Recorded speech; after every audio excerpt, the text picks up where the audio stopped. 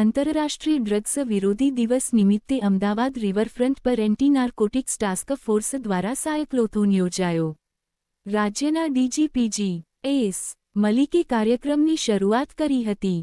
આ પ્રસંગે મોટી સંખ્યામાં પોલીસ, નાગરિકો, અધિકારીઓ અને વિદ્યાર્થીઓ જોડાયા। લોકો નશામુક્ત રહે એ જ ગુજરાત પોલીસનો હેતુ છે, ડીજીપી મલિકે જણાવ્યું। તેમણે માતા-પિતાઓ અને શિક્ષકોને યુવાનોને જાગૃત કરવાની અપીલ કરી। એક રિપોર્ટ ગુજરાત ગીતા અમદાવાદ।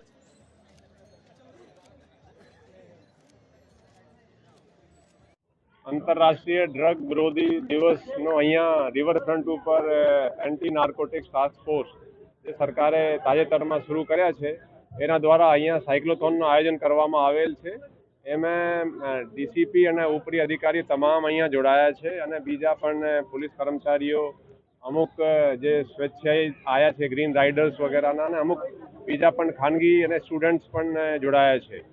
આ સાયક્લોથોનનો મેઇન હેતુ ડ્રગના અવેરનેસ માટે કે જે ડ્રગનો દૂષણ જે રાષ્ટ્રીય આંતરરાષ્ટ્રીય સ્તર પર થોડું વધી રહ્યો છે એના બાબતે લોકોને જાગૃત કરવાનું કે ડ્રગનો જે દૂષણ છે એમાં આમ તો પોલીસ તો ખૂબ જ વોર તરીકે એને લઈને એના વિરુદ્ધ કાર્યવાહી કરી રહી છે, પણ હું એક અપીલ કરવા માંગુ છું કે આ ખાલી પોલીસના જ કાર્યવાહીથી આનો નાબૂદ નહીં થાય।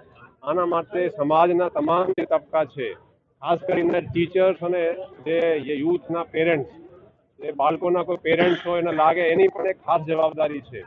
તો એમાં તમામ લોકો જોડાય, પોલીસને જાણ કરે, પોલીસ એમાં તરત જ કડક કાર્યવાહી કરશે। Thank you, sir.